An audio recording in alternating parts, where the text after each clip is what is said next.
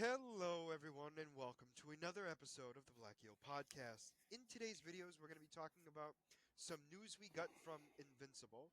Then we'll move on to our thoughts on Punisher Season 2, move on to the season finale of Harley Quinn, talking about the latest episode of Daredevil Born Again, and then ending with a character spotlight from me. So let's get right into this big shocker, ladies and gentlemen. Invincible has been renewed for a Season 4. And it's supposed to be coming out 2026. Yep.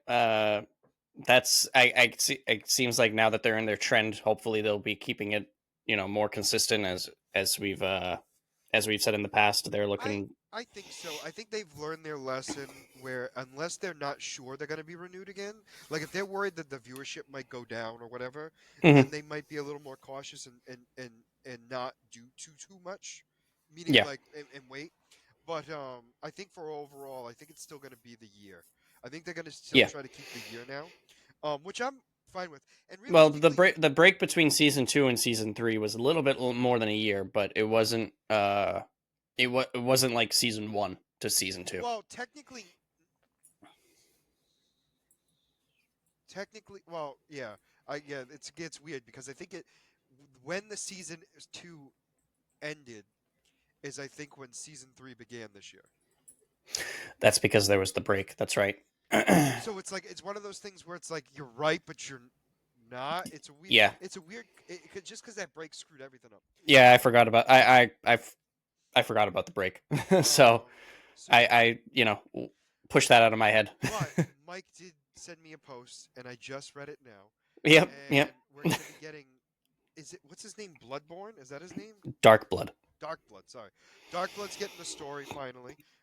He's gonna escape hell. Apparently, and he's he's not. and it's an original story. It is not Yep. anything like the comics, so that'll be interesting. And I by the way, obviously don't know anything about it, so I this wanna, is I just going to wanna, be new for me, I anyways. wanna say something really quick because I did forget. I screwed up in the last episode. Remember how I talked about the writer of Walking Dead is the writer of Invincible? Yeah, I am accurate, but not the shows. He's it the was an writer of the episode. comics. No, he's the writer of the Oh, comics.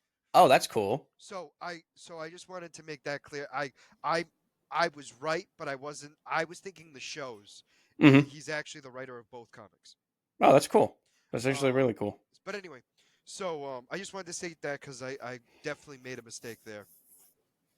But anyway, so yeah, so we get that. We also have Thrag who's been casted, which means at the very least we're getting a cameo from him. Um, yeah, that's for sure. The most He's supposed to be like a like a big deal in in the comics, correct? he's the emperor of the Viltrumites. I'll let that go with you. Oh, I apologize. I thought he was a different character. My bad. No, I think who you're thinking of is um the guy with the weird eye. Not Conquest. No, there's a guy who. Yeah, no, you're thinking of somebody else. Yeah, I must be thinking of somebody else. I was I hate relating saying it, him. but they all look the same. Um, To... they really no. They like there's two characters who they literally had to give like a Deadshot eye looking thing on him for Yep, you to tell the difference between him and Thrag at one point because it's not very obvious. that's funny. All right. Um, I was mistaking it with someone else then. All right. yeah, no, Thrag is a threat. Yeah, you could say that. But yeah, so we have that. Then we have Invincible casted as well. So we at least know who's going to be playing Invincible, which is going to be good. So that was really good. When Scott saw that, he was like, "Wait, what? We know who Invincible is," and No, I I know. I had to explain the joke. It's There's a running joke in the community because I get I don't remember exactly what the full running joke is, but I think it has to do with the Invincible War, doesn't it? It has to do with the Invincible War. it's been going on for a while, like even I before know, then. but no, but I think the whole idea was they're casting him as because it's the multiverse. I thought that was the joke. At least that's when I saw it, Um, because they made a lot of jokes about it this season. At least that I saw. If they did it before this season, I definitely have no clue. I've seen it before this season. No, yeah, but it was announced this season was going to have the Invincible War, didn't it? We didn't know it was the Invincible War. We assumed it Yeah, we was assumed. We assumed. because Angstrom Levi was in the previous season, and so he was hinting No, at that it. is true. No, no, and that is true. That's what we were thinking of. But obviously, we weren't sure because we assumed that he had been killed. So we were like, "Oh, how's this going to play out?" And it played out. He didn't die. But anyway, so yeah, so let us move on to Punisher season 2. Oh, wait, hold on. I found it. A lot of villains return in Invincible season 3, but the show hilariously confirmed that one villain was always a joke after he appeared in season 1 and 2. Oh, my apologies. Wrong joke. Huh, huh, huh. All right, well, go ahead. All right, Punisher season 2, Mike. What were your thoughts? I liked it. I very much liked it. I know that this season got a bad rep, saying that how the ending it completely killed off the season and it ruined the season. I disagree. I thought it played off pretty well. It kind of reminded me of how season 1 ended, where it was pretty. It It closed ended. it off, It so that ended. way. It ended where it could end, but also could go on further. Exactly. And I know that you had mentioned, we talked about this a little bit yesterday, but you had mentioned that the way that the show was being filmed, they announced that the Defender saga had been canceled in the middle of filming, so they pivoted and changed things. But that is not true. When I did a little digging, and it was the show finished filming in August of 2018. It aired in January of 2019, and Netflix announced the cancellation of the Defender sagas in February. So it was mid. Oh, it had actually already been released because I forgot. It no, it did all Netflix, of it at once. yeah, All of it. Netflix did all of it at once. Um, So, so um, I think that it still was a killer, meaning like that was the killer of it.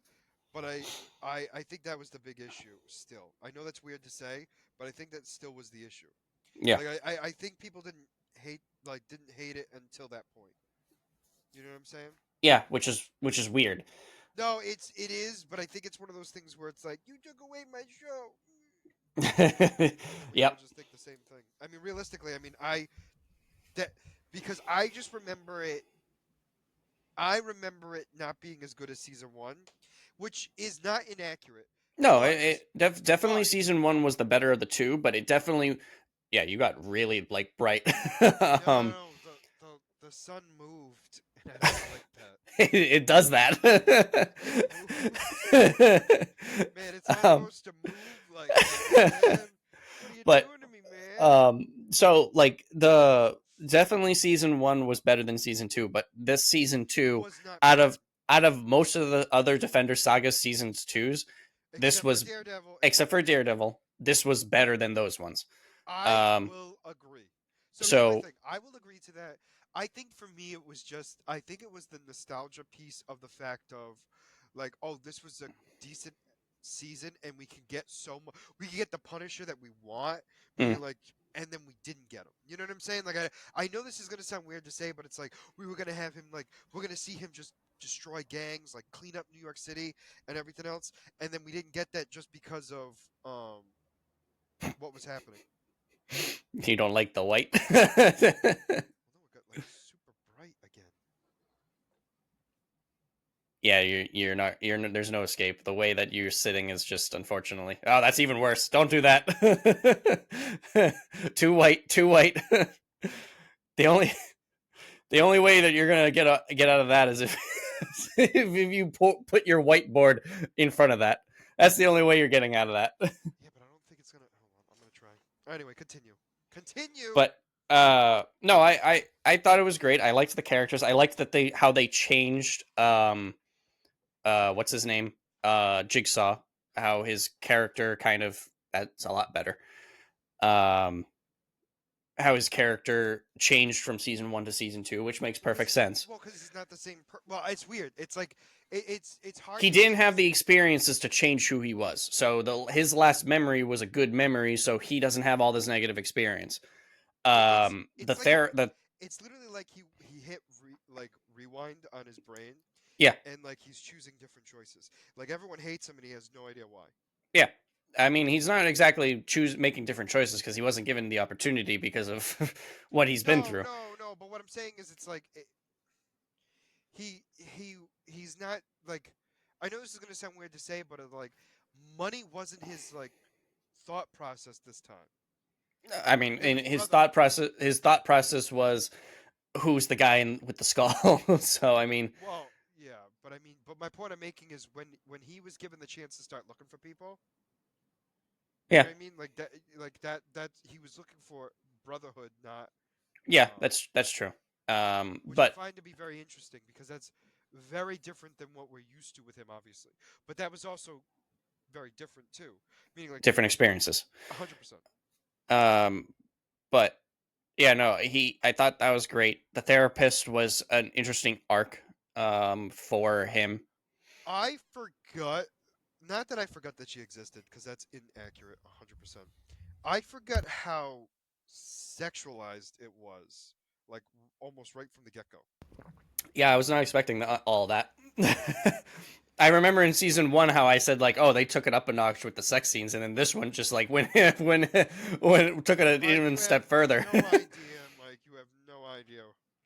Um, I think though, for the final season of the Defenders, I think this has the least amount of sex. Oh, okay. I mean, I feel like Jessica had the least amount of sex scenes in the show, anyways. Maybe that one, I don't and know. Season one with Luke Cage, there was a that's true. lot. Forgot about that. That's true. That's true. See, So because I was like, in my head, it was because I said Luke Cage. I was thinking in Luke Cage, not and in then Jessica season Jones. two, it was all Malcolm and Trish having sex, But there was only a couple of times. It wasn't. and then Trish having sex in season one with Simpson. Did they? Did they show Yeah. that? I actually do not. Well, I well, don't. he was going down on her Oh when yeah, yeah. And Jessica got a phone call. Got a well, phone call Jessica or broke something. in. No, Oh. Jessica broke in, and she didn't realize she had company, nor did she Yep. really care. Let's be Yep. honest. That's. I forgot about that. Yeah. Well, anyways, even still, Mike's the stunned now. He's like, I yeah. mean, because important part of the storyline here. Well, no, I'll say this. For as weird as it sounds, like Jessica Jones was so good that you don't remember the sex scenes. And I know that's weird to say, but like there was so much going on that like the sex scenes aren't what you remember. You remember the other stuff Yeah. because there was a lot of other stuff. Yep. Um, I and mean, like I said, I remember season one of Punisher just because of like it was more extreme than the other seasons, and it like I they wasn't showed a lot more. they showed more. That's what I meant by extreme. But No, no, no. like, I agree with you. They definitely showed 98% of the human body. yeah, yeah. um, Like there was only 2% missing, and it wasn't much at all. but yeah, the therapist. I liked that I storyline. like the preacher. I do like the preacher. So his name is John Pilgrim. In the show, the character's name. I love the character. So the senator's mother. Do you know who else she plays? So she doesn't play anybody in the MCU, to my knowledge. Um, but she plays a pivotal character in somebody's story, and I will tell you because I know you haven't seen it. Um, Correct. she plays Clark's mother, Martha Kent, in Smallville. Oh, that's cool. Okay. So very different character. Very different character. A very, very, very two different like aisles of extreme. Completely different characters like you would not believe. But the idea was I wanted to mention that just because I thought that was kind of cool. Just because it was I want. What did you recognize her? Like so this because time, yes. So the first time I watched it, I don't know if I was even on Smallville at that time. I no, could be you weren't, definitely not. But so this time, I definitely, as soon as I saw her, I went, "Oh, she kind of looks like Martha." Because at first, I'll say this, I didn't recognize her right away Hmm. because there's this huge. I mean, I think I was gonna say like with the it's difference in years. it's 17 years. Yeah, I want to say, um, and she does a good job where she does not even like she sounds like her a little bit, obviously, but like the idea is it's a completely different character, so she's got a different accent and everything else. So like. it took me, I think it was the second scene she was in, and then I was like, oh, I now know who that is. Hmm. Because the first scene I was like, I know her, but I don't know her. You know what I'm saying? Okay. Yeah. Like, No, you know when you absolutely. recognize somebody and you're like, Yep. I know them, but I can't figure out what it is. That's what it was the first time. Meaning like the first scene she was in. The first scene. Yep. Second scene, I was like, oh, I figured out who it was, and I think Yeah. that's No, what. that happened. You know, that obviously happens quite a bit. I was watching a. Steph was watching a show, and I heard the voice in the background. And I was like, I can't tell who that is, but I recognize the voice, and did some digging, and I figured out who it was. But like, Well, it's one of those. the coolest thing for me is like watching a movie or a show that I watched years ago, and then rewatching it and seeing all the actors that I didn't know existed then. So like the Yeah. Last of Us actor was in Buffy the Vampire Slayer, didn't know that. Yep. Pedro Pascal was in that. Um, he was also in a show called Graceland, which didn't know who he was until after watching Graceland. Meaning like, because he wasn't a name back then, really. Yeah. He's been around a while, and No, people no, like I he. don't think I realized like he was around in '90s, like Yeah. granted late '90s, early 2000s, but still, like He I he didn't only got he got big because of Game of Thrones. Like that's where he got like the I didn't even know he was in that. Granted, I haven't seen it, but still, you don't. Oh well, that was like the famous like you start of his career, even though it's not. yeah. But I mean So wait, oh, that's when he got like the mainstream eyes kind of thing. It's like so that's wait when a he minute. So started. he had Game of Thrones before Mandalorian. Yeah, yeah. Oh, He fought the mountain, and he got killed, and it was like a big fight, and that's why like everyone that like got his attention. okay. No, no. Here's the thing. I mean, like then we got the Mandalorian, so it's like I'm not mad about it. And now he's too big for the Mandalorian. Which I mean, to have to wear a mask the entire time on set has got to be frustrating. I mean, you kind of know what you're signing up for when you get I get like it. But I also don't. I It's one of those things where it's like, do you though? Like, hear me out. Like you know what's happening, but like, do you realize it's gonna be like, oh, this is gonna be a huge hit, and I'm gonna be stuck in this mask for like 12 years. I don't know how filming works, so it could take a while. It could not take that long. I don't know. Well, no, no, but the other thing too is it's like I imagine that it's long because it's. I mean, he can take it off in between scenes, obviously, but I'm thinking like 12-hour. Normally, it's like 12-hour shoots. Don't forget too, though. It's only 6 episodes, maybe 8 episodes. It's eight So episodes. Shut up. Um, but yeah, but here's the thing: you're not on set. You're on, um, what's it called? location. Yes, thank you. You're on location, and so some of those places are probably hot as heck. And he's got this big, big ass helmet on.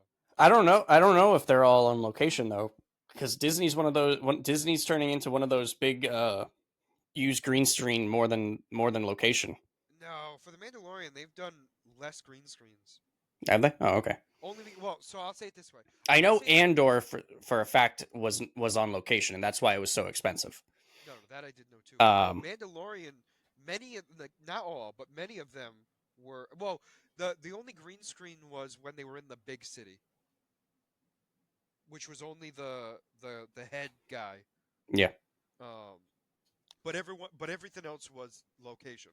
Oh, and then obviously on the ship was technically studio, but that makes sense.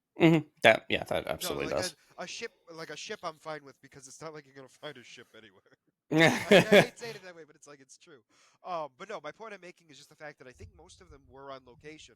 I think there might have been a green screen in certain scenes, but I don't think it was all of them because a lot of the times it was location. okay. Well, Um, um, but anyway, so so I don't know. Oh, Punisher, yeah. But no, this was a good one because we also get to see um the dynamic of everyone believing in the Punisher, which I yeah. thought was kind of cool. Even like the cops were just like, you know what, yeah, which also makes sense now for Daredevil Born Again. The cops. I mean, yeah, they started.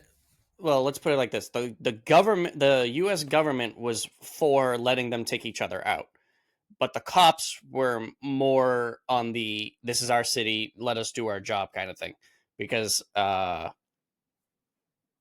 the the head detective was not a fan of him, and he was not a fan of the methods of everybody else. And he didn't.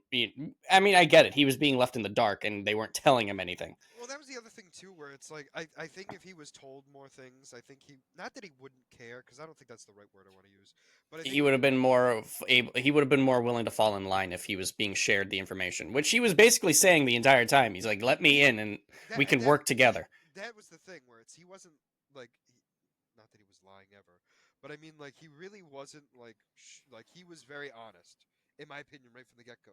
Like Yeah, if you keep me in the loop, like we're gonna work together. Like that was pretty much what it excuse me, what it felt like. And that's just and again that's just me, but I mean that's how I felt. no, I agree. Um, but yeah, no, again, uh, season was good. I liked the interesting takes on it. I liked how the only thing, like you said, was the double villain, because the story wasn't given a full like focus, but it But made sense but because each villain kind of didn't work as a whole season because of the way that they went. well, we talked about this too in the sense of like this was the first time we had multiple villains and it worked. It What still worked. Yeah, like it wasn't so distracting that we didn't know what was going on.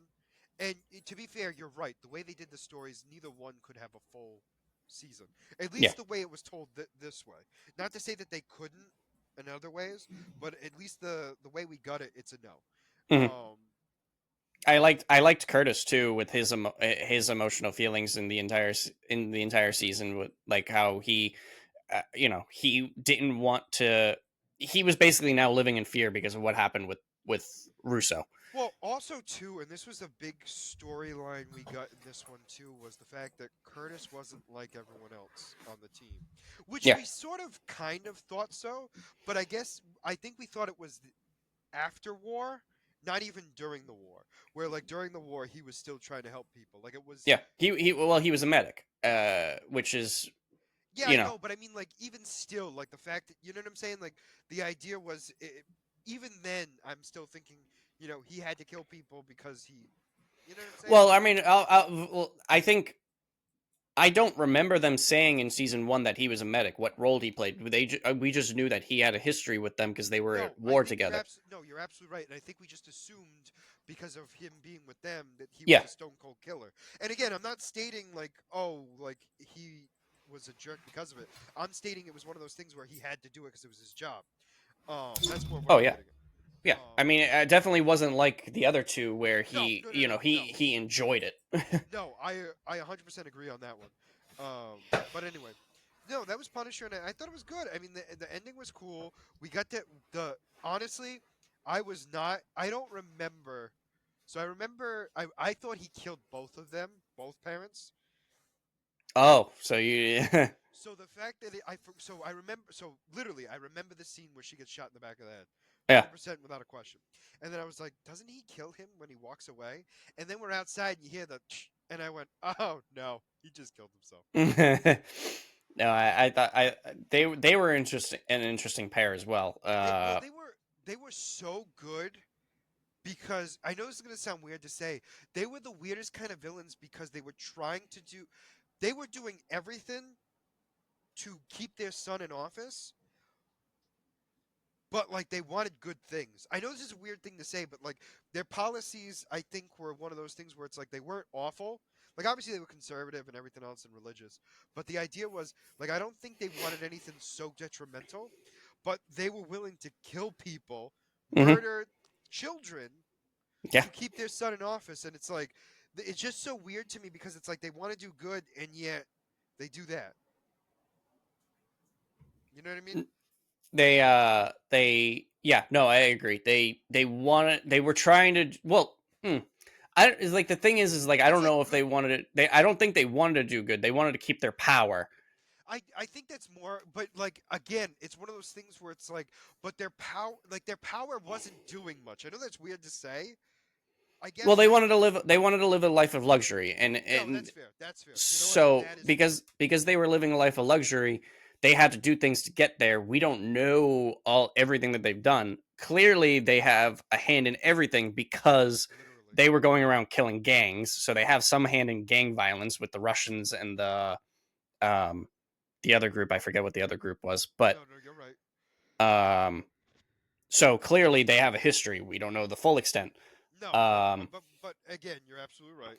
But it also could have been but just with the fact that they're religious and that their son was having a same sex affair, that looks bad on their image. So that which is funny just because it's not like he was married to a woman. It's just the fact that he was sleeping with men. yep.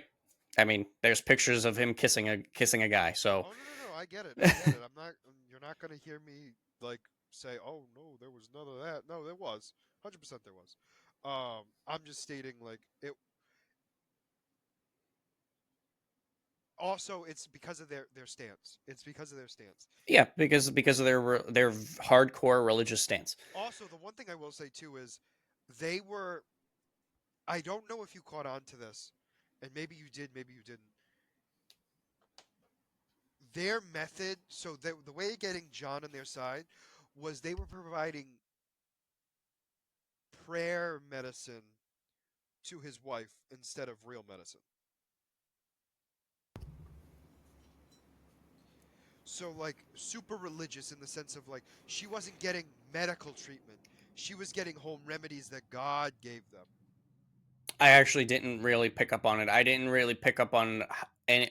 I'll be honest. I don't think I really picked up on anything that they were actually doing to her. Well, no, so the idea was so that it was very much subtle in the sense of like, oh, we'll take care of her. Our methods are new. Like Dr. So and so's methods are new. We're going to see if it works. And yet you never saw technology in the room. Mm, And the reason for that has to do with the extreme religious part of it where they won't even take medicine, which is funny to me because I feel like those two use a lot of that stuff, but they won't for their constituents. Constituents? I just said it. consent.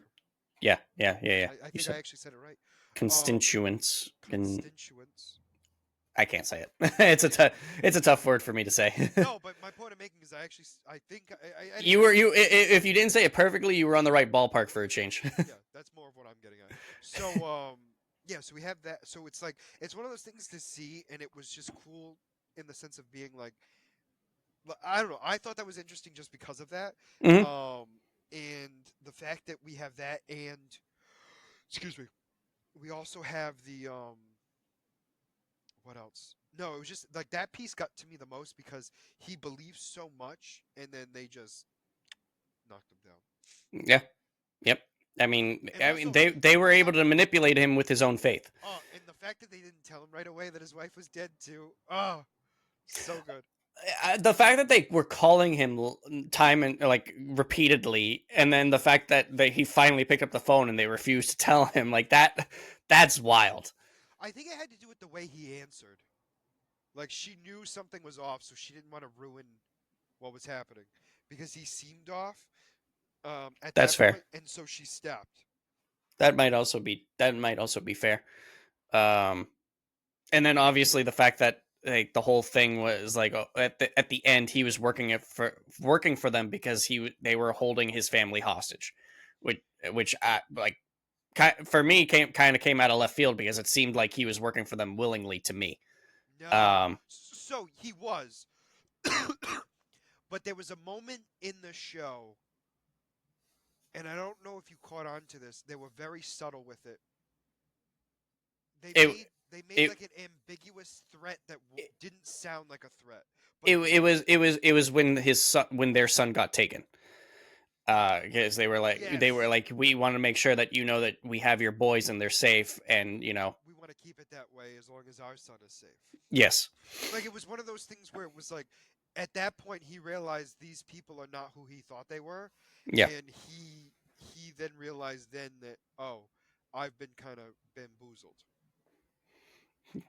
bamboozled in a big way. Yeah, I don't think he knew the full extent of it, but he definitely knew then that oh, these people are not what I was expecting. Yeah, Which was enough. But no, good ending. Love the scene at the very end. One, I loved him telling the well, she's now CIA. agent that she can shove her job Yeah, anywhere. he's got his own job.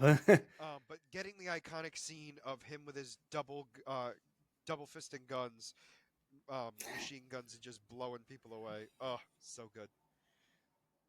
No, I did quite enjoy that. Like I said, I thought it was a proper ending for like it felt like it ended the same way season one ended, where it was over and it could continue if they wanted, but if not, it was a proper send off. I think it was just a bad taste in people's mouths because it was like the idea was like, oh no, we want this, Hmm. and then The only thing that I wasn't too crazy about was them killing off Russo, because I would have been like, oh, it would have been nice for him to come back and get his full memory back and be able to be like Jigsaw and Russo, like both of those worlds now living in one. well, I think the other thing too is, and this may or may not surprise you, but like with the with the substance, I don't even remember what it's called. You can still revive people. You're talking about the substance from Daredevil, and but that one, okay, they might still have some. Well, That's no, it still exists. I mean, there's still the dragon underground. You have to dig it up, but it's there. yeah, but it was they had to open the gate. It wasn't it not closed when the building was destroyed. No, I took it as it just crushed down, so now you just have to dig it up again. Oh, okay. Because I took it I that the gate got destroyed, so there's no way to get to it anymore. I mean, here's the thing. I maybe you're correct. I didn't take it that way. I took it as there's no way they're gonna be able to dig that up again Hmm.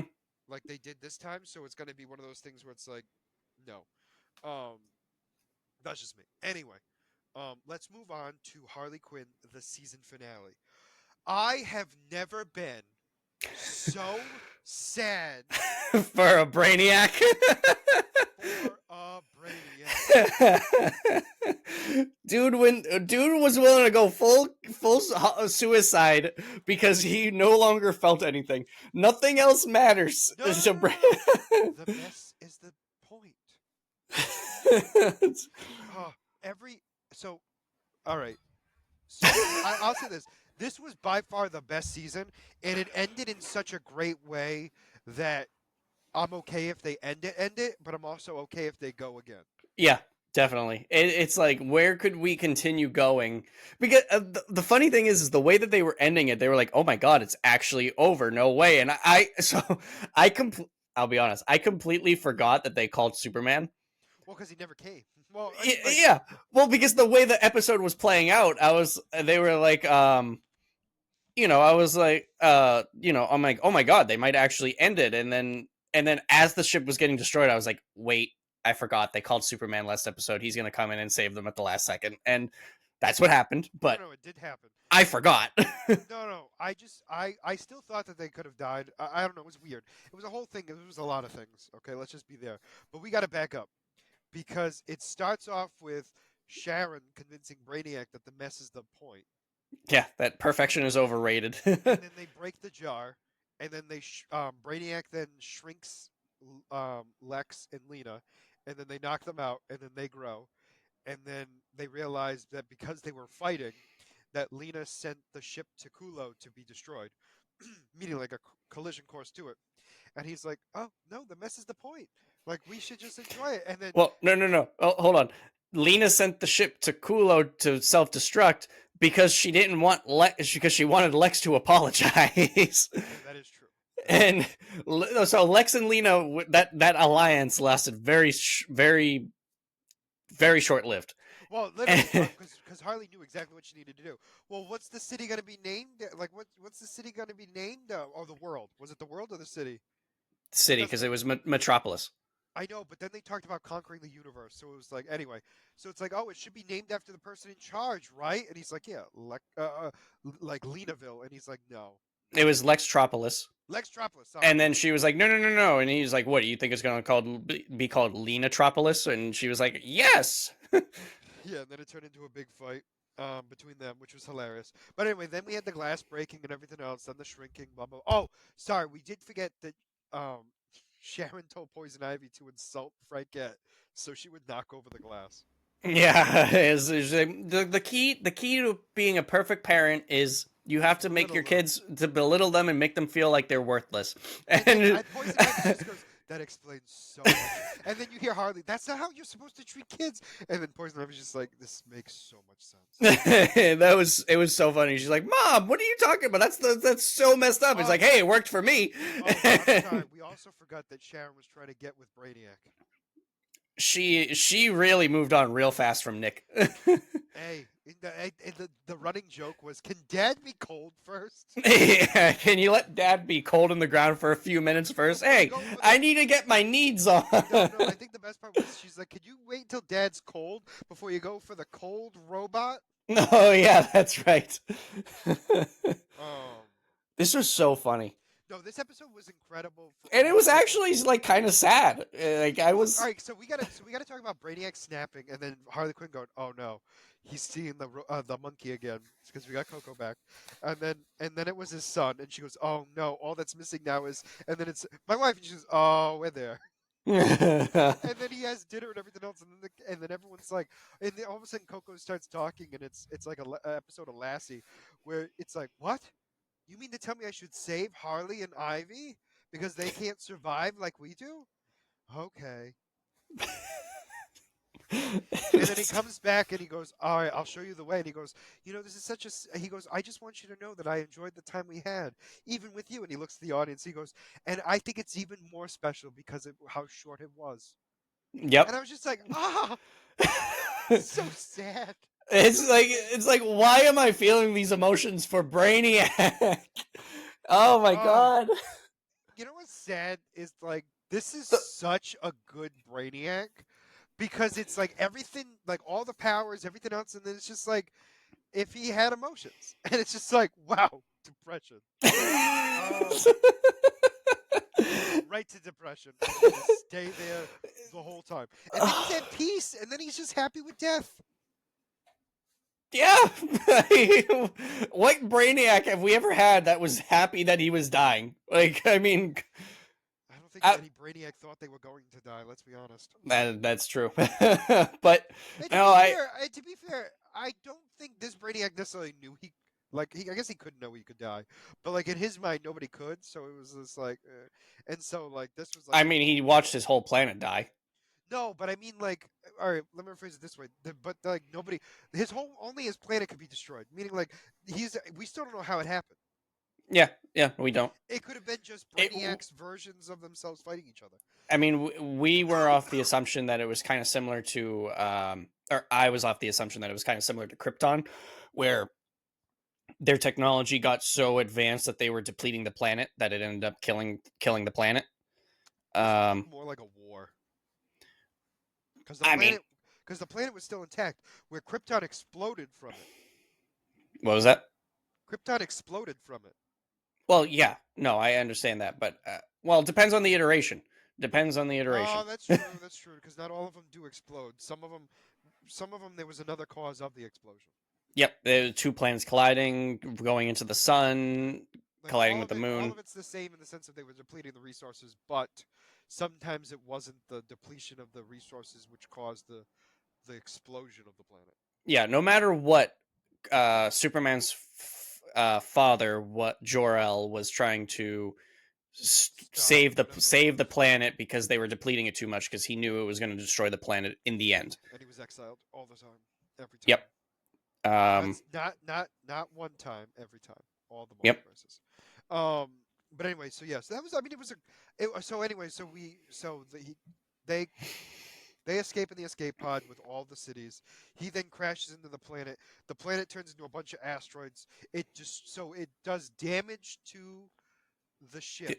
The air escape pod is taking damage from the debris. And then Frankette uses air bubbles because she's a plant. She can make oxygen to save everyone slightly. But I do like the scene right before where Clayface is like, "I thought Harley Quinn was invincible, and now at this time I find out it's fake." Oh my god, it was like I'm like, why would you think that? That, but also at the same time I'm like, does that mean they're gonna actually like? Are people actually gonna die? Like, I actually thought that. I'm not gonna lie to you. I didn't necessarily think Harley Quinn was gonna die. I thought like some people were gonna be saved, but I wondered if there was gonna be death at this point. Like No, other than Frank. I thought I legitimately thought before I realized that Superman was going to get involved that this season the show was ending with them Die. dying in space. And I was like, that's insane. And then That's a hell of a way to end it. Let me tell you. There's no reboot. I'll tell you that. there's no way they're coming back from that. There's no way. Oh, you could reboot it, but I mean, there's no way you can have another season after that. There's no spinning that. No. But anyway. So yeah. So then the Frank get bubbles, and then she dries out, and then the ship explodes, and then Superman comes in with a big air bubble, flies them back to Earth. We then find out that he put Metropolis right next to their apartment, Yeah. where they have the best view in town. And I just love Bruce Wayne and the Joker drinking together still. It's just so funny to me because it's not anything I'm expecting. And then we have Batman, who showed up. Yeah. The greatest Batman of all time.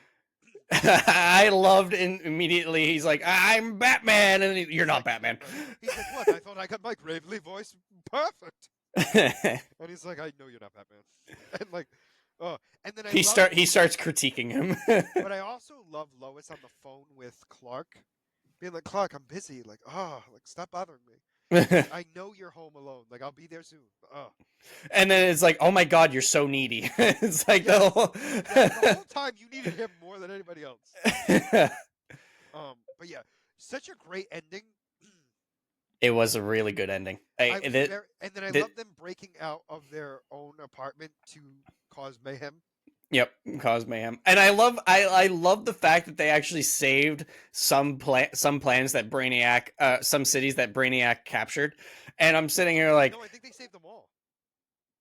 I personally don't think they saved them all, just because there is so many that he had. Well, I'll say this: all the ones that were visible in his room, in the main bridge, were saved. I'll say it that way. No, we don't know how many he actually had. So I just assumed they took whatever they could carry. You know what? That's fair. I'm stating the amount that we saw is the amount that it looked like they took. I'll say it that way. That doesn't mean he didn't have more. I'm just. I assume, because he's been going around for years, that there's no way that he only. And first off, it takes a while to make things perfect, Mike. Did you not learn anything from the musical? Brainiac, Listen. Let tragedy of hyphen the musical. Listen, there's only one planet that is so imperfect that it was worth a challenge for a depressed Brainiac to go after. Everything else was very easy and simple because they were pretty close to perfection. Only Earth is a dumpster fire. Yeah, we talk about that a lot. It is. It's just such a good show, such a good ending. No, I'll be honest. This season was actually really good. I'm again. It's still new, but right now it is number one. I've got to give it time to give it like a proper like ranking out of it, but it is definitely. It's got to be. I think I don't know. Like, here's my thing. I don't know if it's better than season one, because season one was the first one. It was so different. It set the standard. No, that's true. But I think like so. I think this. Yeah, I think this right. season was a good change while keeping it the same. That it was a good reboot of the series for me. I will agree. So like it's definitely, if it's not number one, it's definitely number two. I just don't know if it's if it was like number one is here. I don't know if it's like that's fair. Here or here. No, I'll give it to you. I'll give it to you. I get that. I get that because one was good, but I wonder, and again, I wonder if I'm wondering if I rewatch them all, right? Will I feel the same way about both season 1 and season 5? You know what I'm saying? Meaning, like, would it feel the same way? Only because, like, with season 1, it was so new at the time that there was nothing like it. Yeah. Like, I mean, here's it was good. But now here's the. That doesn't mean it wasn't still good. But I'm like, is that what like took it over the top? Like when I think about that, like, what was? But you can say that as the same thing for season 5. No, that is Bec- no. You're bec- absolutely right. Because we had the dumpster fires of 3 and 4 that we then got brought back to season 5, and it's the nostalgia piece of going back because it was nothing like it was but before. it's also something a brand new take because this is a Brainiac. Brainiac we've never seen before. We got No, Lena, you were you know. absolutely you were absolutely right. Although Lena was Lena. Lena was, I think, more comic book accurate than Brainiac for sure. We also didn't get Batman this season, technically. Uh, I beg to differ. I'm Batman. So that was he was Bruce Wayne this entire time. Depressed Bruce Wayne. Very depressed Bruce Wayne. We got a lot of Joker, a lot more Joker than I was expecting, which I'm not mad about whatsoever. Joker being Joker while not being Joker. Yeah, he's so weird to me. He's a good friend.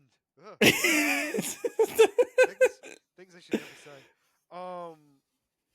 So good. Like now, here's the thing too. It's like they ended this so that way if there is a season 6, hopefully it doesn't go back to season 3 and One 4. thing I will say is though, Joker did make a point to reference a character that we saw earlier in the season, Clock King. He's like, after this, I gotta talk to Clock King to up my watch game because because all of them have like this special watch. He's Yeah. like, I gotta talk to Clock King to up my watch game. But yeah, no, the season ended where if this is it, it's a good ending. But they could continue if they feel the need. I don't know if it's a good idea because of we saw how, at least again for me, with 3 and 4, you end on a high note. You don't end on a low note. They did such a great job bringing this back. Here's my thing. I'm wondering if they're gonna do like an alternating thing where it's gonna be then Kite Man then Harley Quinn. Well, definitely we're gonna go into Kite Man. We know that. The point I'm making is like I'm wondering if they space it out as if it's the same show. You know what I mean? No, like yeah. Like, so it's like it'll be like with the boys, it'll be 2 years in between a season. No, yeah, no, I understand that, but I feel like give them more time. I think they could do something similar to season 5, or at least not be as bad as 3 and 4. I'll say it that way. The thing that's tough about this is that they're running out of characters. As weird as it sounds, they are, because they've killed off a lot of them. Well, there's still a lot of powerful characters. I mean, well, there's Darkseid, but I feel like that's more of a Kite Man villain now. I know that's weird to say, but because of how the show is. Yeah. Well, here's the thing. If we have a big villain. We have Darkseid. We have Lobo. We have Lobo. There's Doomsday. There's if they did Doomsday like they did Brainiac, Mike. Oh yeah, right. Mike, I have to everything. There's the Monitor or Anti-Monitor if they want to go to the multiverse. Like, there's so many things that they could technically do with this. I feel like that would be their end. I feel like the Monitor Anti-Monitor would be their end. Meaning, like, the ending of being like, you know what? I think I'm happy with where we are, Hara. Like let's go back to what we were doing and be done. And like, I just can't get over the fact that Doomsday like Brainiac, like just a mindless monster to get just depressed. Like, oh my god, like intelligent. Like he's an actor. He's trying to be an actor like Clayface. He goes, I'm playing the role of a lifetime. They wanted me to be the killer of Superman, the greatest one of all. You know what I'm saying? It would just be funny. And if done appropriately, like, it would work. No, absolutely. If I were to have come to you and say, like, just picture Brainiac, but he's a depressed robot, and you're gonna feel bad for him. No, he's a family man, a pet guy, and he loses everything, and because of that, he gets depressed. And he goes crazy. Would you tell me that that's a good recipe for a show? No, I would say it's the dumbest thing I've ever heard in my life, and I would be 100% wrong. Yeah. No, I would be. Here's the thing: I will admit that 100%. So I want to know how this season ranks, like, overall, because, like, not to you, but like to the fan base in general, because if you go to the rankings, like Rotten Tomatoes, they gave season 1 and 2 like low 90s, and then 3 and 4 is high 90s. No, I know. So I'm assuming it's got to be like low as season 1. But I don't know. They could jump it. I don't know. It makes no sense, the rankings sometimes. Yeah, I always say this. You can't go off of critics. You have to go off of the fans, and even the fans aren't always accurate either, because. No, I mean, like, they did. Yeah, I'll agree with you on that one. I just think it's one of those things where I it doesn't. I'll say this: it gives me some insight, but I don't let it control like my thoughts before going in. Yeah. That's how No, I always kind of do things. I mean, when it comes, like I said, when it comes to the critics, I kind of just disregard that. But with the fans, I No, will but I do take. look I at it. will. Here's the thing: I do look at it just because I'm curious of what everyone's thinking. Just because, and again, it's not everyone, but my point I'm making is because it kind of gives you an idea of like what the show is going to be about. Because there's certain things that people don't like, and they as soon as they see it, it's like we're gonna just I we're don't. gonna I turn don't it even. off. I don't even know if I can say that because what was a show that just came out? I think it was Daredevil. They were like. They were like, oh, it doesn't. It the new episodes of Daredevil. They're like, oh, it's a letdown because it doesn't take the heart of the original series into. Oh, It just completely disregards it. I'm like, while thinking of excuse that, me. no, while thinking of that, we'll use this as the jumping point to get to Daredevil Born Again. But first, there was like a tweet of somebody it was a tweet and it was I don't know if it I think it's like a faceless company or whatever it's like a social media thing so it's a person but like they don't show their face type of thing but they Yep. make it as if they're like a meme thing like oh we're a comic book editor or comic book whatever right and so they were like oh uh, this is the worst show ever like we're not even getting the king we're do I forgot what it was but it was something along the lines of like um something along the lines of like this is the worst rendition of Kingpin, and Vincent D'Onofrio messages being like, "What's your problem?" Yeah. And he's like, "Are you gonna be like a real Kingpin, or are you just gonna be Oh, he mentioned something about crying, and Vincent D'Onofrio was like, "What are you talking about?"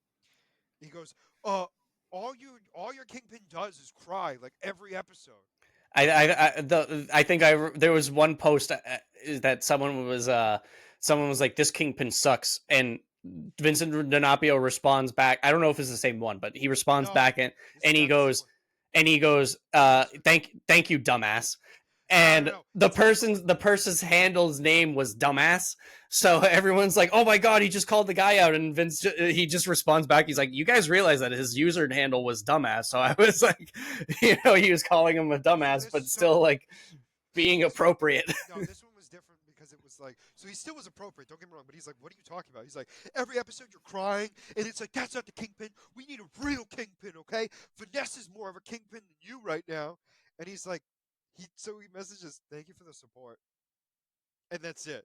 Like it was just his stuff is hilarious because he does not like he engages but doesn't engage. It is so funny. Yeah, There was also an no, interview absolutely. between him and Charlie Cox, and because they were promoting the show, obviously, and he was Charlie was like, doing imitations. no. Vincent's like, he says we're friends, but we're not.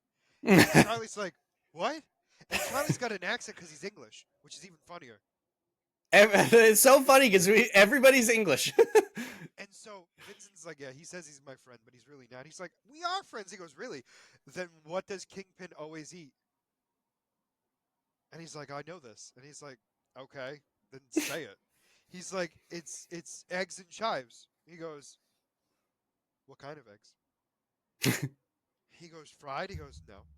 Poached? No. Over easy? Nope.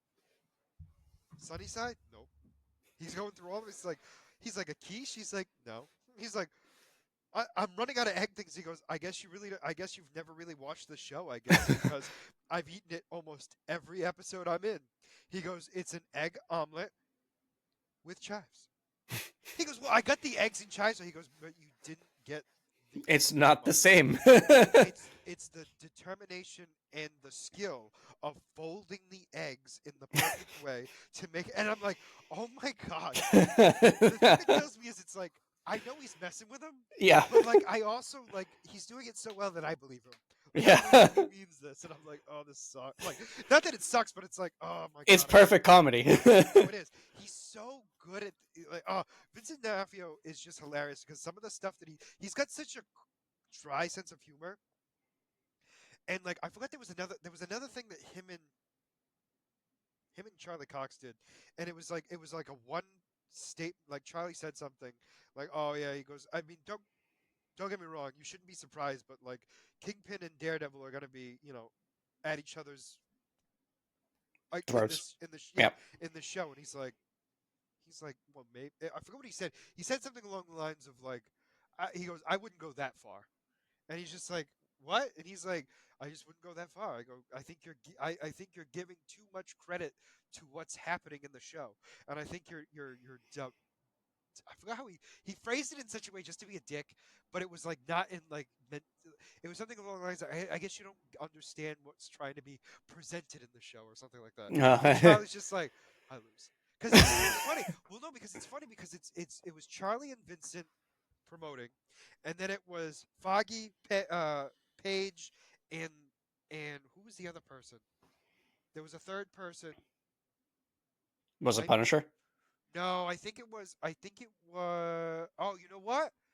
I think it was Punisher. I think you're right. Because I think I remember seeing something where they were all together. But the funny thing is, the five of them were never together. Yeah. Anyway, so let's move on to Daredevil Born Again. So the episode starts off with, if I remember correctly, we finally see Muse carrying a body or a person. Is that how it starts? I know we saw that in the episode. I didn't remember how how it started. How about this? I don't remember if it was the very first thing, but it was within the first 5 minutes. That's fair. I mean, that's fair. Because I just remember all of a sudden seeing him and being like, because I saw the trailer with him in it. Mm-hmm. And then I'm like, oh, he's finally in it. And then we don't see him again until the end of the episode. But Yeah. I mean, we see him carrying. Where he's painting the city. Well, no, not yet. He's not taking the blood of that person and painting it on the city walls. He wasn't doing it on the city. He was doing it on a canvas at that point. Oh, was it a canvas? I thought it was a wall. I thought it was like his hideout. Well, yeah, but I think he's making. It's a canvas that he's going to be making into like a mural, but it's a canvas. No. Like when you're saying canvas, I imagine like a legitimate canvas, not like a city wall. I thought it was like whatever his hideout was. I thought it was his wall. I might have missed the canvas piece. Well, no, because it was too white for me to think it was the wall. Because what he painted was. You can't have a white wall. Not in New York City. I mean, that's fair. That's fair. I'll give you that. I'm not wrong.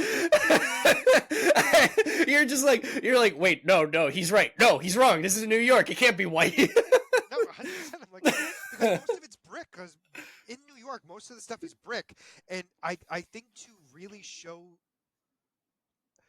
I think his first painting is going to be on a canvas, not on the wall, because he does do paintings on walls. But I think the big thing is it's like because it's his first one, I think it's going to be a canvas because he wants it to look perfect. So we assume it's his first one. The first one we will see. The first one we're seeing. I'll say it that way. Yeah, the mask is creepy. His eyes are creepy. Yep, very much so. Honestly, you'll find him more creepy later. Can't wait. So we have that. So then it is by far the greatest showing of Matt Murdock realizing that Daredevil's needed, and Wilson Fisk realizing Kingpin's needed. I would never think like these two characters would both at the same time be like, I need to be back to who I was. Yeah. Or at least not at the same exact time. And they did such a good job with it because the Matt Murdock piece had to do with the fact of two instances. One was the death of White Tiger and them finding out what happened. Yep. And the second one was the larceny, which, by the way, I don't know if you caught this. This episode referenced Secret Wars. No, Secret Invasion. Yes, it did because I remember someone saying "scroll." Yeah, I don't remember the exact context, but I remember saying they were like, oh, was he a scroll? And he's like, no. I'll tell you right now.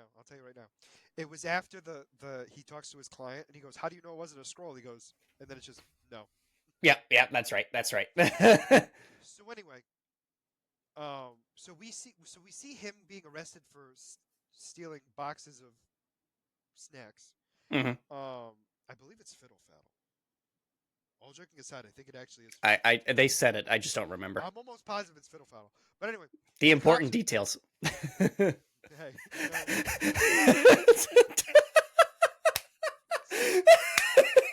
So fat. I'm so fat. No, here's the thing, right?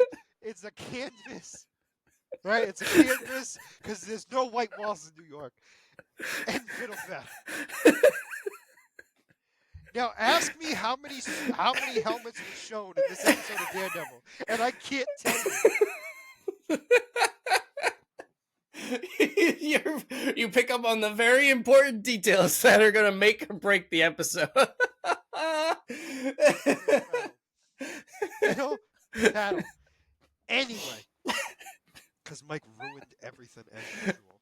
Hey, that's what I'm here for. Anyway, so we have this whole thing where we see the cops eating it, they get arrested. He then is basically being told he has to take the case by his partner.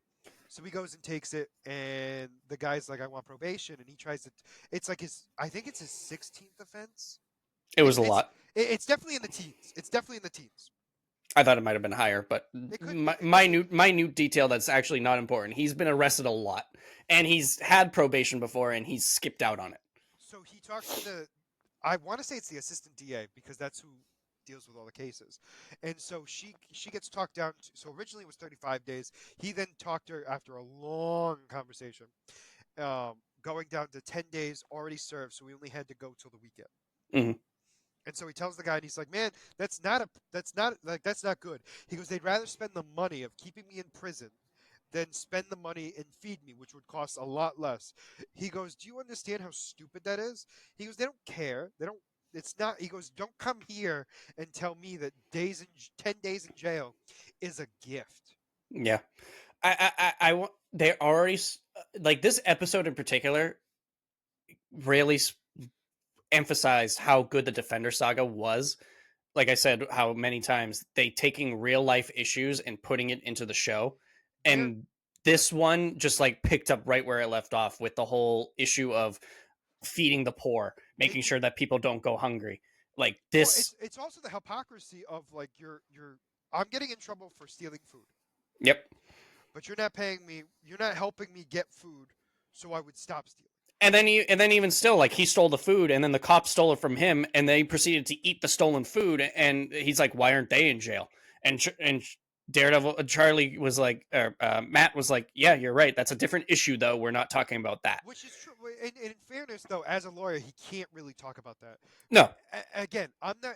My whole thing is, it's like I get it, but the guy made a huge point, and like No, he made a massive point with that. And I'm just like, wow, like he's not wrong, but damn.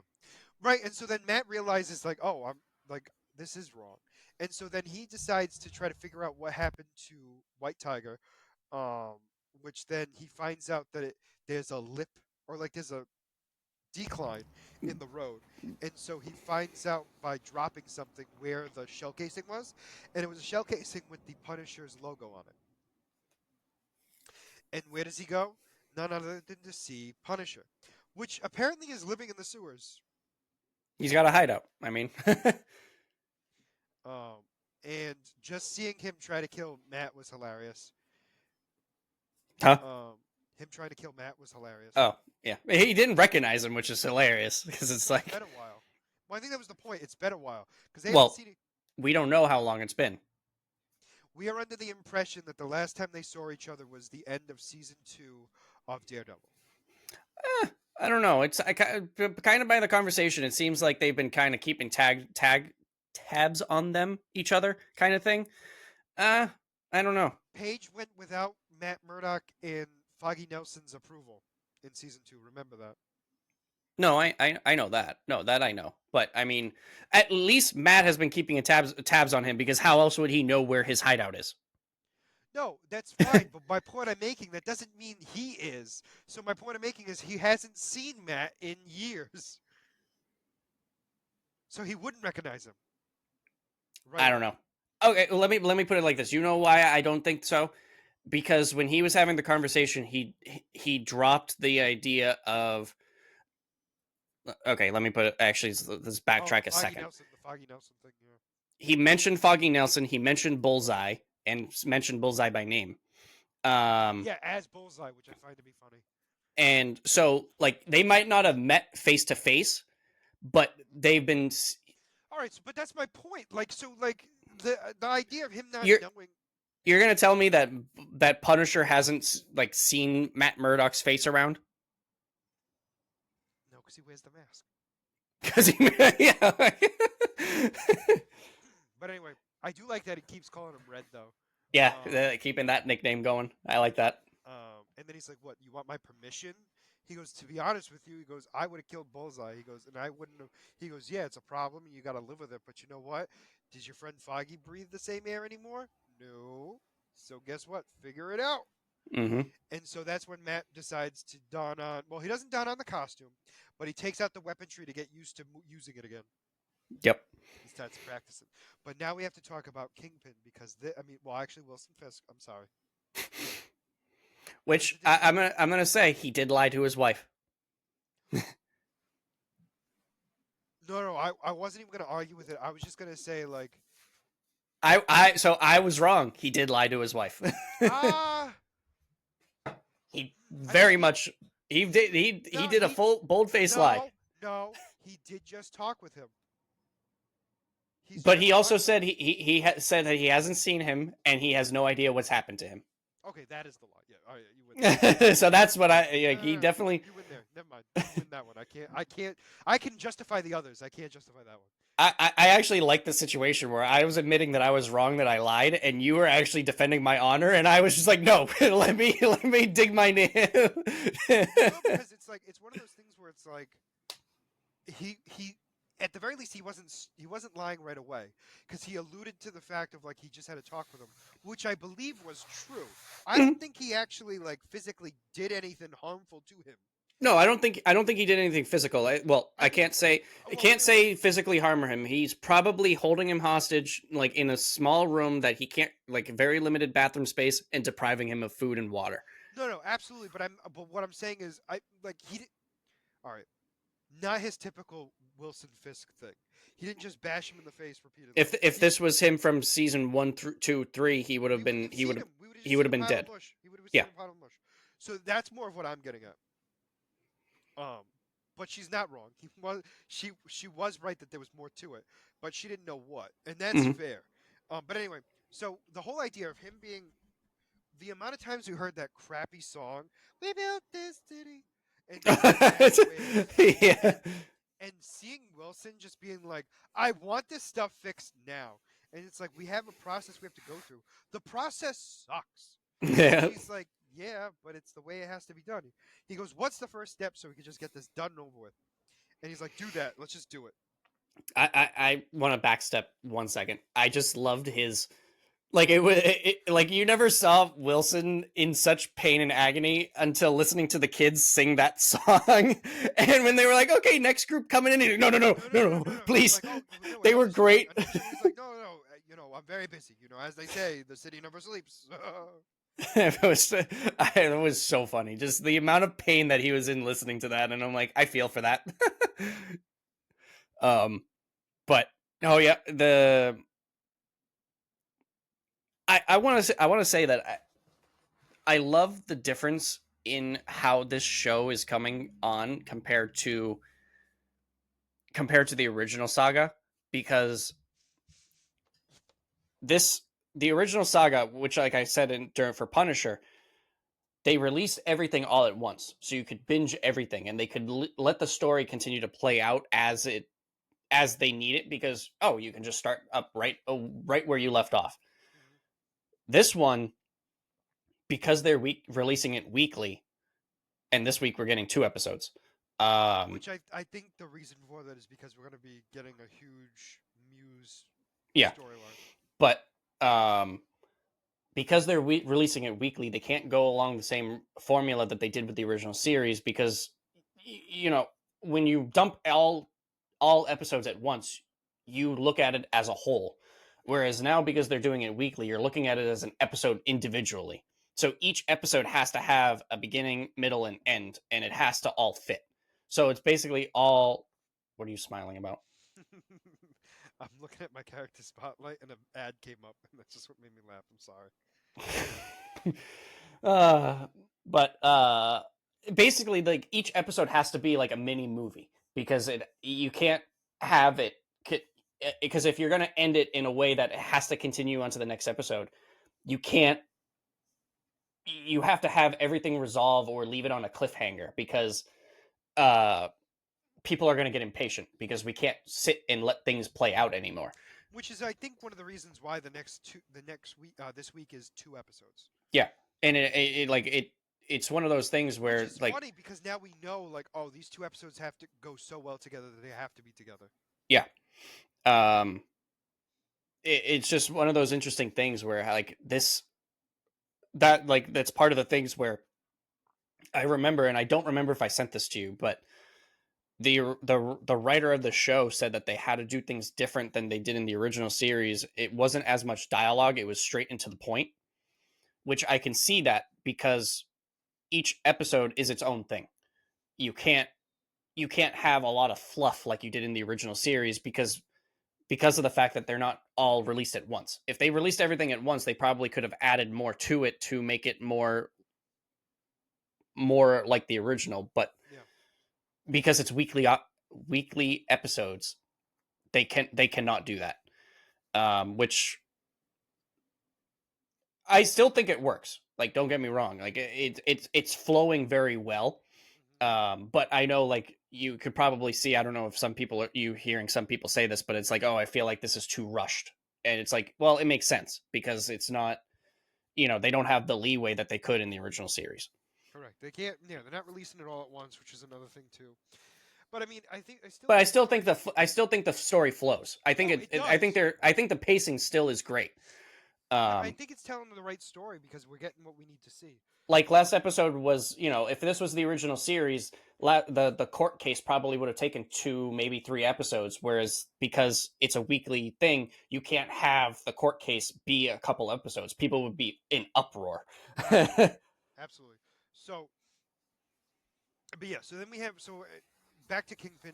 He's trying to get all this stuff done. Then one of his assistants. I don't know. Is it an assistant or Yeah, publicist? one of the people that work for him. Leaked information and it went through, and then I honestly, we saw a regular Kingpin there. Yep. And he's like, and then he finally talks. He's like, you know what? You keep your job. And he tries to talk himself out of the job. He's like, what? And then Wilson's like, I'm going to tell you right now. He goes, you better not do it again because if you do, it'll be the last thing you ever do. And he also makes a comment, too, like, out of all the years I've worked, I'm used to people's incompetence. Mm. And I'm just like, wow, that's messed. But true. It's funny because he was ready to kill him like, until he offered his loyalty to him, and then he was like, you know what, I can work this. Well, that's the whole thing. I think it's one of those things where it's like, I can use this to my advantage. And then we have the therapy session where they talk about the affair, and Wilson does not want to talk about it. And then, honestly, when Vanessa was talking about the guy's hands, Adam's hands, I was like, "Whoa!" And she was like, "The paintings he does is just so beautiful," and I'm like, "Whoa, that's not what I thought we were getting." Yeah. Oh, um, I was seeing so many comments after that episode where it's I can understand Kingpin wanting to lock up Adam because my wife is sitting next to me talking about some other dude's hands and how soft and nice they are. I would want to go full Kingpin on him too. It's like damn. yeah, it's one of those things. But anyway, we I then like I like it's continuing with every episode where they're doing the innuendos of like their business, and they're not allowed to talk about their business to the therapist, but it's just continuing where they're talking about what the issue is, not to the therapist, and that's who they need to talk to them about, but you can't because the therapist would run out the absolutely, door. absolutely. And the funny thing is too, it's like we know Adam's not a criminal. Yeah. And so that's what she liked about him, and the fact that he was outside the world that she was a part of, and because he left, because Hmm. her idea was like he cheated. eh, The weird thing is, it's like I get it. She thought Wilson left her, and to be fair, he did, but he was under the impression they were still together, and she was like, I don't even know. I haven't heard from him. He might be gone forever now. At this point, I'm not going to just sit here, right? Yeah. And so she had the affair, and I love how when we talked about infidelity, he's like, no. And she's like, well, you left me. A part of me was taken from me. So, yeah, in a way, it was infidelity on your side, too. Just not in the stereotypical sense. and then they have dinner, or they meet together, and they talk, and Wilson's like, I want things to go as close to the way it was before, and he goes, and I know you're better than you ever were before, because you're an even better thing than you've ever been before, because of who you are now. And then we see him eating dinner, and this beautiful large pasta dinner, um in front of a cage, where a man who looks like he's been there for years begging Fisk, and he's like, "It is Mayor Fisk to you," and I'm like, "Wow, we're here." Now it's been a few days since I've since I have seen the episode, but when he was yelling, because I know he was yelling Fisk, was he also yelling Kingpin, or was it just Fisk? No, it's just Fisk. Just Fisk I'm didn't almost say positive it Kingpin. was just Fisk. I think he might have said Wilson. Yeah. Okay. Um, I don't remember if he yelled it Kingpin or was a not. lot of like, "Let me out! Why are you Yeah. doing this to me?" Blah, blah, the usual crybaby Yep. stuff. Um, Understandable crybaby stuff. I don't think you'd be too happy if you were locked in a prison without food and water and your I, capture is eating in front of you. I'm sorry. After a few years, I think I'm giving up on begging at that I don't. point. I mean, we don't know how many years it's been. I mean, If it's been years, because I mean, Wilson's just come back. that's also true. That is, you know what? That is also true. But he looks like he's been in there for a long time because he's got a big old beard and a lot of hair. But you're right. We don't know what he looked like before. So, Yeah. but no offense. Thinking of what Vanessa likes, he had to have been clean cut, like shaved every like. Well, the thing is you have to remember is that she could have also been going for everything that was outside of her norm because of the fact No, that so I'm thinking he didn't have like a full beard, but but he didn't have his long hair either. Like he had hair, but like it was nicely done. But I'm thinking like if he had a beard, it was like Russo's beard. You know what I'm talking yeah, about? yeah, Like I can. definitely not what it is now. I don't know. Just because she's looking at it as a way to get away from her world, so it was like Kingpin is clean cut, nice. So she was like, you know what, I'm gonna go after something that's different Okay. but that again, nitpicking, not an important detail whatsoever. But I mean, we don't know how long he's been there. Like I said, he just came back. I mean, it's been only a few months since he's been back. Um, so it's whenever the fact that he came back, I think is when he took Adam because that's when he found out about the affair. Yes. Um, and she made that point, and that was loud. um, that's when she made the point. When they met on the rooftop, did you do anything to Adam? And he said no. Um, No, true. And the other thing too was he was, so I think that was around the time when he made him disappear, but also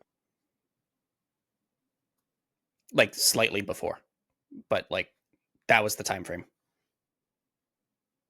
no, I don't think it could have been that. No, he took him soon as we. I'm thinking like he took him in the beginning of episode one, where it was the first year. That Oh, this all was right, okay. because when they were on the rooftop, they It was a year. that was the victory. That's right. No, you're right. Yeah, That's what I'm saying. Anyway, but regardless, my point I'm making is like he's been there for a bit, at least a year, for sure. I would go with yeah. A minimum of a full year. But anyway, so we have that, and then just seeing Wilson like smile, as it's just gross. He's got a Um, creepy smile. He's got a and then the episode ends with Muse, who is draining the blood of his victims and putting stuff on a canvas, hmm and that's how the episode ends. So, and Matt going into getting we see all of his masks in the well, no, so we already that was talked about that. before, Where it was, but you had we mentioned him getting his weapon, but we also saw all of his masks. yeah, well, when we see his mask and then he grabs his weapon and then trains. Yeah. Anyway, so we're gonna move on to my character spotlight because it is none other than Muse of 616. So, fun fact for the kids: this character was introduced in September of 2016, and guess what? He died in 2018 and has not been seen since. Well, kind of, sort of. You'll understand when we get to that. I didn't realize that he was such a new character. Interesting. And by the way, his name has never been revealed. Like his human name or Well, his human name is Muse, obviously. Muse was a mysterious and deranged artist whose gruesome work of art was discovered after he anonymously sent the vigilante Blind Spot the address of the warehouse in Washington Heights where he had planted it. The work consisted of a mural painted with the blood of over 100 different missing people. Gross. Some weeks later, um, Muse defaced the mural and replaced most of it with the phrase, "You're only as good as your last performance," followed by a new address that directed the police to a vacant building. Inside one of the floors, Muse had planted the corpses of 6 Inhumans he had previously abducted, posing them with props as if they were performing mundane tasks. We're going to see some nasty puppetry, let me tell you. That's I'm here for it. ADA Murdoch was one of the people that discovered Muse's second artwork, sensed Muse's presence in the distance, witnessing as people unveiled his New York for the first time, and left the scene, changed into his Daredevil suit, and confront the villain.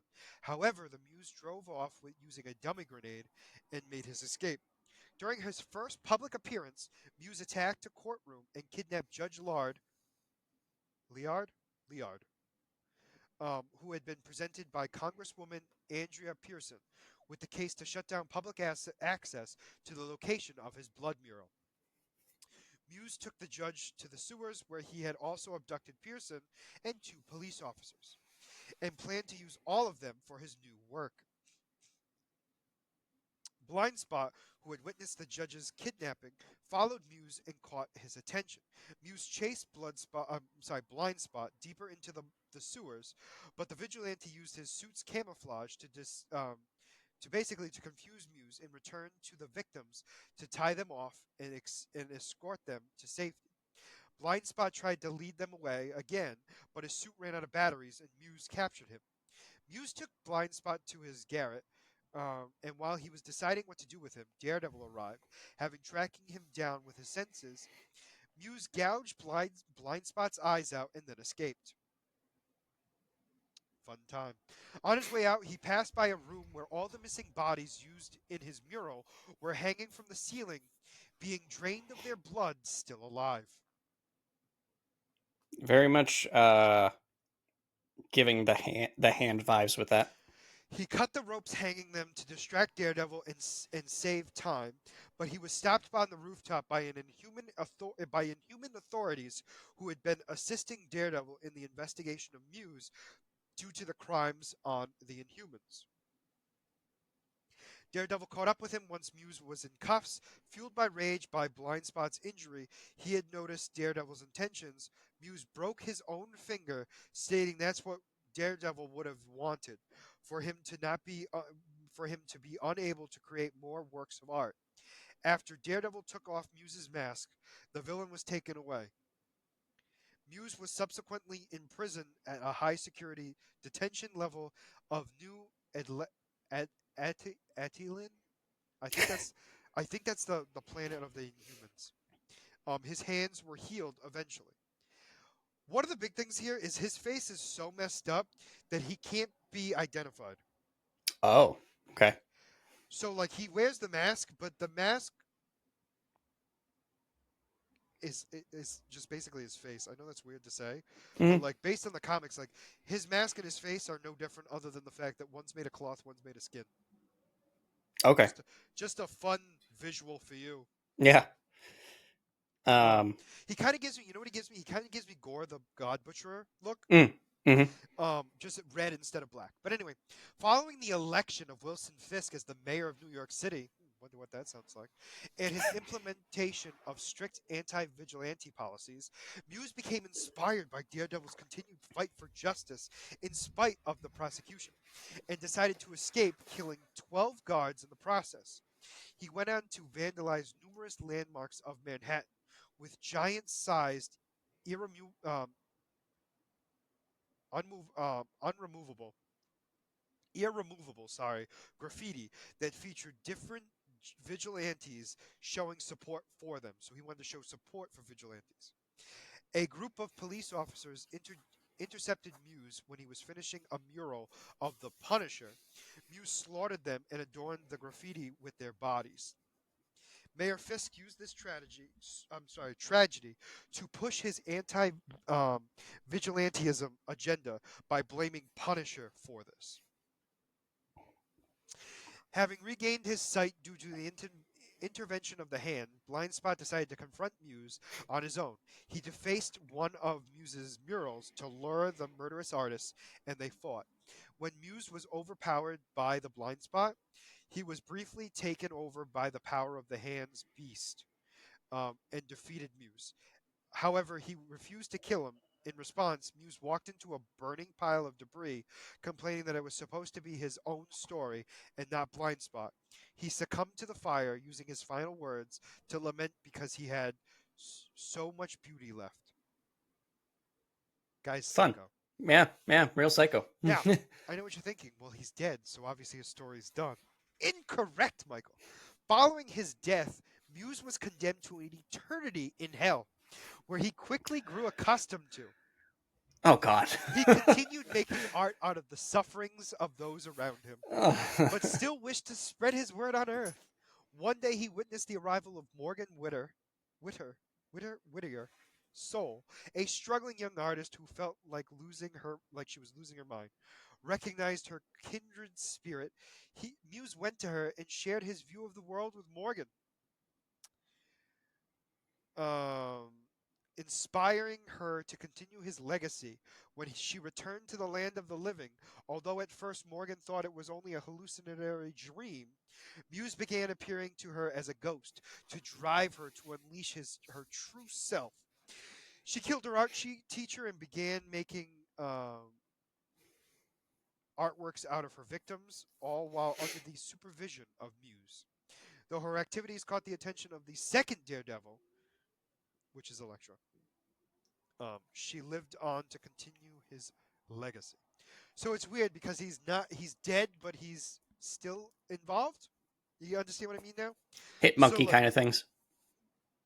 that's the kind of vibe I got, to be honest with you, at least Yeah. at the end. So one of the weirdest things are his powers. Okay, because did I describe any powers to you, Michael? No. Probably got a little bit more durability and maybe a little bit extra strength, but otherwise, I'm So I'll gonna tell you say this. he's basically human. So apparently the attributes are he's superhuman strength. He possesses certain degree of superhuman strength, being able to effortlessly tear apart human bodies. Okay. Which, okay, fair. Yeah. Superhuman speed. This one throws me off a little bit because he appears to move faster than the human eye can see. Oh, so we got a flash over here. Well, that's debatable because he has imperceptibility. Muse's bodies acts like a vortex which can pull in every bit of sensory information around him, making even Daredevil's enhanced senses hard to target him. So the idea is he might not be moving as fast as the human eye can see. He can make it so they can't see him. Because of his costume, that it's messing things up. Yeah. Okay, I can see that. So that's why the speed is not really accurate. But Yeah. the idea is they put that in there because it's unclear if it's that or if he's actually fast. The only thing is like with the fact that Daredevil can't sense him, because that it wouldn't affect him because he can't see. It would be, his hearing. So pull in every bit of sensory information around him. No, no, no. I So understand that. so that would be sound and everything else. Oh no, Um, you mean the speed? Yeah, no, the speed. You're absolutely right. But the idea is he would be able to not be able to hear him either. yeah. If they can, like, if he does like a hand kind of thing he can't hear him, then yes. If he can figure out a way to, All which right. clearly he has. He's an so his abilities. He's an expert combatant. Muse appears to be extremely agile and efficient in combat, being able to defeat gangs of 6 armed men lightning fast. Hmm. Okay. And Marvel did not do a power scale for this guy, which I find interesting. I think it's because he's still kind of new and they don't know what to do There's with him. so little about him that's kind Plus, of. he's only been around for 2 years. I mean, he was only around for 2 years technically, because he was alive in 2016 and died in 2018. And although you can argue he still exists, he himself is not doing anything. Yeah. Um, Just so you know, he's single. Oh. Um, so the other thing I wanted to talk about was his appearance. So he has red eyes. He's bald. His skin is white. He's considered to be male. He's got black eye sockets which appeared scarred, no lips, and pointed teeth. Okay. Okay. His living status obviously is, Dead. yeah. Oh, that explains a lot. He's not considered human. He's considered inhuman. Oh, okay. That makes sense. So he might be human in this, so he might not have those abilities, but his suit might have it. Oh my It would gosh. be. Oh, I mean, it could be interesting that they bring like they tie in the in humans in this as Oh well. well, they would go mutants. They would go mutants. Oh, mutants. Okay, Well, because this is weird. that would make The more sense. the Inhumans created mutants. Weird concept, but yes. We'll see how it plays out. Obviously. Ready for this? His identity is a secret, but he's a citizen of America and hell. He's an artist, a painter, and a serial killer. No. I just love that. But anyway, so he's dead and he's a ghost. But I thought this was cool because he gives me Professor Pig vibes Yeah, absolutely. with a mix like there's so many. They take inspiration from a lot of stuff, like the mask kind of gives me Rorschach vibes. No, Um, absolutely. But he also so like he gives me very much the closest thing that I think you would understand is Professor Pig. yeah, The difference is he's not making a perfect person. He's making a perfect artwork. So it yeah, is different but similar because of that. yeah. No, absolutely. I mean, there's again, he's taking inspiration from other stuff, like taking dismembering people to create something perfect. Exactly. Um, But that is my character spotlight. So we're gonna be seeing.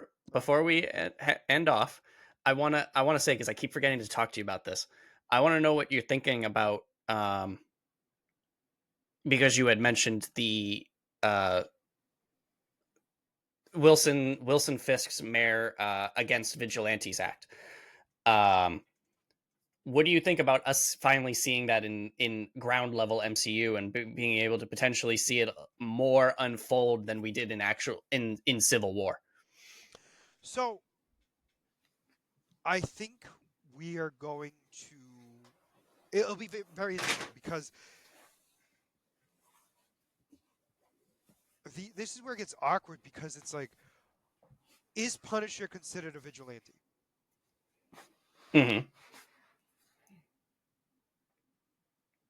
I No, mean, he would be. No, you know what? All right. Let me rephrase it this way. What I was thinking of was the identity of the person was not known, and that's not accurate.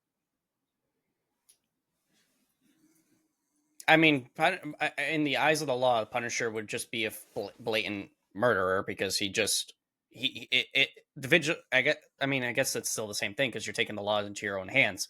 But No, I know, but you understand what I'm saying. So it's like because my first reaction was Punisher's not considered a vigilante because he goes out there as himself. I mean, I don't really that wouldn't be definition of vigilante. No, no, that's why I stopped myself. That's Yeah, why I stopped myself. well, you Anyway, should have stopped yourself sooner. no, I don't want to. um, Well, because you got to think of it like Daredevil, White Tiger all had masks. So in yeah, my mind, like that's where I was going, but that's incorrect. A vigilante is somebody who takes the law into his own hands, regardless of the regardless if mask their around. identity is known or not. I'm interested. I'm curious about this. I think we're also going to see him go after Punisher as well. Yep, We're going to see him go after everyone. So Daredevil's going to be attacked again. Daredevil doesn't exist right now, technically. yep. Daredevil is retired, so he hasn't been seen in a year, So over it's a like he year. won't be focusing. He won't be focusing on Daredevil. He's going to be focusing on Punisher because He's going to be Punisher. focusing on other people. Yep. Well, because Punisher's the only one right now that we have seen that still exists. Yeah. I mean, it's going to be interesting because I'm curious how they're because obviously he kind of says that we're going to go after the one responsible or whatever. But because Punisher, as it stands in the eyes of the law, Punisher is the one who killed White Tiger. So it's interesting. I'm interested to see if he's going to say Punisher did us a favor by going after the other masked vigilantes. Um, although, didn't he say? I would say, in the eyes of Fisk, again, right now It's masked I vigilantes. it's masked vigilantes. So That's why I Punisher, said, oh, so I wasn't completely wrong. Punisher will not fit in that in his law standard because he's not wearing a mask. And right now he's using it to his advantage where if you're a masked vigilante, he's going to use Punisher to come after you. Yep. Um which obviously we know isn't going to happen, but you know, Correct. uh I'm very interested in this because we're going to get more of a story based around around the Heroes Registration Act, and we're going to get I think we're going to get more detail than we did in Civil War, and I think I'm looking forward to it because, as you know, I was very disappointed in Civil War. So Because it really wasn't a civil war. yeah, um, But I think this could build into so much more, and I'm hearing a lot of rumors that this season is supposed to hint at Spider-Man 4. Um, well, because the rumor has been season 4 is supposed to be Spider-Man against Kingpin. yeah. Oh, I don't know if you heard this too. They're thinking of casting a new MJ. So I did know this, but the idea was she wasn't MJ. Well, no, She wasn't Mary Jane. yeah, this one isn't Mary Jane. They're casting a legitimate Mary Jane, No, and I I know that's think what I mean. No, I did hear that. I personally think that's kind of dumb. But Just because of everything that's been going on, yes. um, but also I know you had mentioned this last week. Actually, I was interested in how they did Jigsaw's scarring.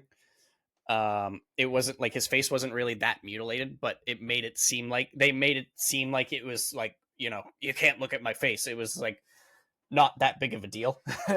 Well, I think it was the idea was like he's got these scars that will be there forever.